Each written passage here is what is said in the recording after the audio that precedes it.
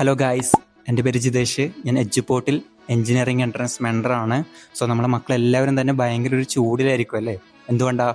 Already JEE exam കഴിഞ്ഞു, ഇനി KEAM exam തുടങ്ങാനായി. Board exam കഴിഞ്ഞു, ഇനി ബോർഡ് എക്സാം കഴിഞ്ഞ് കീം എക്സാം എഴുതാൻ വേണ്ടി നിൽക്കുന്ന സ്റ്റുഡൻസ് ഒക്കെ ഉണ്ട്.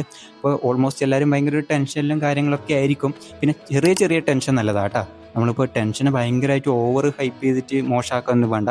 ചെറിയ ചെറിയ ടെൻഷൻ നല്ലതാണ്, അത് നമ്മളെ ഗ്രോത്തിലേക്കാണ്. പക്ഷേ വലിയ രീതിയിൽ ടെൻഷൻ അടിച്ചാൽ എന്ത് സംഭവിക്കും?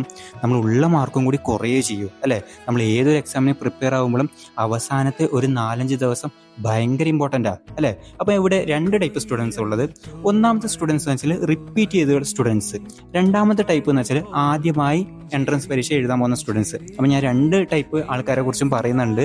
അവരെന്തൊക്കെ ഈ 5 ദിവസം ചെയ്യണമെന്ന് ഞാൻ പറയുന്നുണ്ട്. So welcome back to my channel മക്കളെ. അപ്പോൾ ആദ്യമായിട്ട് റിപ്പീറ്റ് ചെയ്ത സ്റ്റുഡൻസ് എന്ത് ചെയ്യണം അല്ലേ? നിങ്ങൾ റിപ്പീറ്റ് ചെയ്യുന്നുണ്ടെങ്കിൽ ഓൾറെഡി ഇപ്പോൾ JEEക്ക് വേണ്ടിയിട്ടായിരിക്കും റിപ്പീറ്റ് ചെയ്യുന്നത്, അല്ലെങ്കിൽ NIT IIT പോലത്തെ IIIT അതുപോലത്തുള്ള കോളേജ് കിട്ടാൻ വേണ്ടിയിട്ടായിരിക്കും റിപ്പീറ്റ് ചെയ്തത്.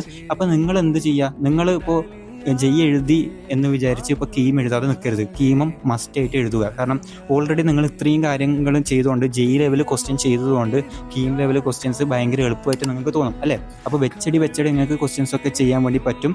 പക്ഷേ അതുപോലെ തന്നെ ഓർമ്മിക്കേണ്ട ഒരു കാര്യം, JEE ക്വസ്റ്റ്യനും കീമിൻ്റെ ക്വസ്റ്റ്യനും കുറച്ച് ലെവൽ വ്യത്യാസമുണ്ട് അല്ലേ?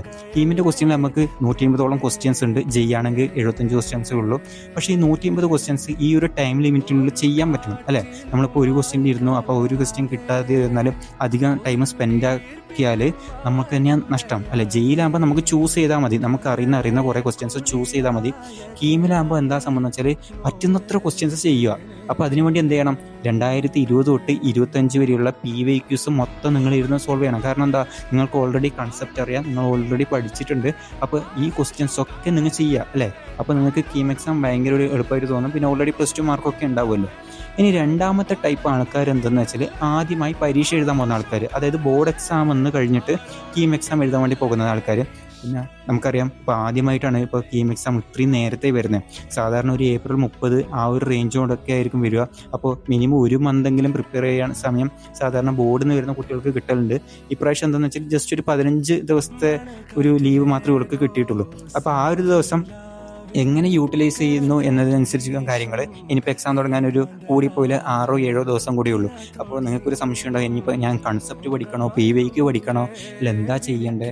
അപ്പോൾ എല്ലാം ആലോചിച്ചിരുന്നാൽ ഇല്ല സമയം കൂടി പോവുകയേ ചെയ്യുള്ളൂ. കാരണം ഇപ്പോൾ കൺസെപ്റ്റ് പഠിക്കാൻ നോക്കിയാൽ അതിനുള്ള ടൈം ഉണ്ടോ ചോദിച്ചാൽ ഉണ്ടെന്ന് വെച്ചാൽ ഉണ്ട്, ഇല്ലയെന്ന് വെച്ചാൽ ഇല്ല. അങ്ങനത്തെ അവസ്ഥയാണല്ലേ? നിങ്ങൾ എന്ത് ചെയ്യുക? നിങ്ങൾ മാക്സിമം PYQs തന്നെ ചെയ്തു പോകുക. കാരണം നിങ്ങൾക്ക് ഓൾറെഡി ടച്ച് ഉണ്ട്. ഇപ്പോൾ +2 പരീക്ഷയൊക്കെ എഴുതിയോണ്ട് ആ +2ൻ്റെ ഒരു ടച്ച് നിങ്ങൾക്കുണ്ട്. പിന്നെ നമ്മൾ ബോർഡിൽ ചോദിച്ച ക്വസ്റ്റ്യൻസ് കുറച്ചൊരു ലെവൽ കൂടിയ ക്വസ്റ്റ്യൻസ്, ചിലപ്പോൾ നിങ്ങൾ ഓൾറെഡി ക്ലാസ്സിൽ സോൾവ് ചെയ്ത ക്വസ്റ്റ്യൻസ് വരെ കീം എക്സാമിൽ ചോദിക്കാം. അപ്പോൾ നിങ്ങൾക്ക് എന്തോ ഒരു ടച്ച് ഉണ്ട്. ടച്ച് ഇല്ലാത്ത അവസ്ഥയൊന്നുമില്ല. പിന്നെ +1 കാര്യങ്ങൾ നിങ്ങൾക്ക് കുറച്ച് ഓർമ്മ കുറവുണ്ടാവും.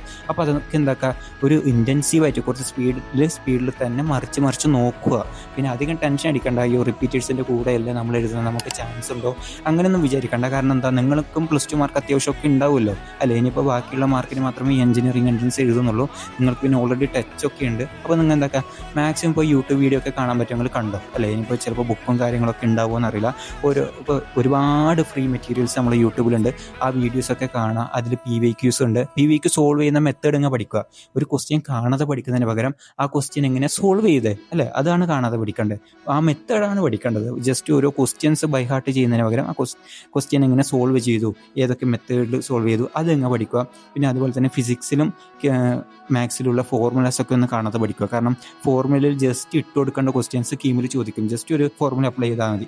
അതുപോലെ തന്നെ കെമിസ്ട്രിയിൽ എന്ത് ചെയ്യണമെന്ന് വെച്ചാൽ ആ ഓർഗാനിക് നെയിംഡ് റിയാക്ഷൻസ് അതൊക്കെ നോക്കുക. ഓർഗാനിക് ചെയ്യുമ്പോൾ ഒരു കാര്യം, അതിപ്പോൾ റിപ്പീറ്റേഴ്സ് ആയാലും ഫ്രഷേഴ്സ് ആയാലും ശ്രദ്ധിക്കേണ്ട ഒരു കാര്യം എന്താണെന്ന് വെച്ചാൽ ഓർഗാനിക് തെറ്റാൻ ഭയങ്കര സാധ്യത കൂടുതലാണ്. അപ്പോൾ അതായത് നമ്മളതിലൊരു നല്ലൊരു ക്ലാരിറ്റി വേണം. വെറുതെ പോയിട്ട് ജസ്റ്റ് ഒന്ന് കുത്തിയാൽ ചിലപ്പോൾ തെറ്റാൻ സാധ്യതയുണ്ട്. അപ്പോൾ നല്ലൊരു ക്ലാരിറ്റിയിൽ ആ പാഠങ്ങളൊക്കെ പഠിക്കുക. ജസ്റ്റ് ഒന്ന് കെമിസ്ട്രി ഒക്കെ ആണെങ്കിൽ ഒരു ഈസിക്ക് സ്കോർ ചെയ്യാൻ പറ്റുന്ന ചാപ്റ്റേഴ്സൊക്കെയാണ്. അപ്പോൾ നിങ്ങൾക്ക് എല്ലാം കൂടി പഠിക്കാൻ പറ്റുമോ എന്ന് ചോദിച്ചാൽ എനിക്കിപ്പോൾ അത് കൃത്യമായിട്ട് പറയാൻ പറ്റില്ല. കാരണം നിങ്ങളെങ്ങനെ കാലിബർ, നിങ്ങളെങ്ങനെ കാൽക്കുലേഷൻ സ്പീഡ്, അതൊക്കെ ഡിപ്പെൻഡ് ചെയ്തിരിക്കും ഓരോരാൾക്ക്. അപ്പോൾ നിങ്ങൾക്ക് എങ്ങനെയാണ് പഠിക്കാൻ പറ്റുമെന്ന് വെച്ചാൽ അതുപോലെ പഠിക്കുക അല്ലേ? എന്ത് ചെയ്താലും ലാഭമാണ്. ഇതിൽ നമുക്ക് നഷ്ടമില്ല. ഇതൊരു നഷ്ടക്കച്ചവടമല്ല. എന്ത് ചെയ്താലും ഇപ്പോൾ +2 കഴിഞ്ഞ് പരീക്ഷ ചെയ്യുന്ന ഒരു കുട്ടിയെ സംബന്ധിച്ച് ഒന്നും നഷ്ടപ്പെടാനില്ല.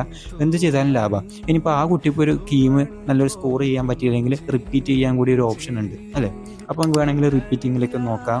അപ്പോൾ ആരെങ്കിലുമൊക്കെ റിപ്പീറ്റ് ചെയ്യാൻ താല്പര്യം ഉണ്ടെങ്കിൽ ഞാൻ ജസ്റ്റ് ഒരു ഡിസ്ക്രിപ്ഷനിൽ എഡ്യൂപോർട്ടിൽ തന്നെ റിപ്പീറ്റ് ചെയ്യാൻ ഓപ്ഷൻസ് ഒക്കെ ഉണ്ട്. ഞാനതിൻ്റെ ജസ്റ്റ് ലിങ്കും കാര്യങ്ങളൊക്കെ ഞാൻ ഒന്ന് ഡിസ്ക്രിപ്ഷനിൽ കൊടുക്കുന്നുണ്ട്. അപ്പോൾ അതിനെക്കുറിച്ചൊക്കെ നമുക്ക് പിന്നീട് സംസാരിക്കാം. അപ്പോൾ ഇപ്പം ഞാൻ പറയുന്നത് ഉള്ള സമയം മാക്സിമം യൂട്ടിലൈസ് ആക്കുക, മര്യാദക്കിരുന്ന് പഠിക്കുക, പരീക്ഷ അധികം ടെൻഷനൊന്നും ഇല്ലാതെ എഴുതുക, നല്ല അടിപൊളിയാക്കുക. അപ്പോൾ മക്കളെ, ഓൾ ദി ബെസ്റ്റ്.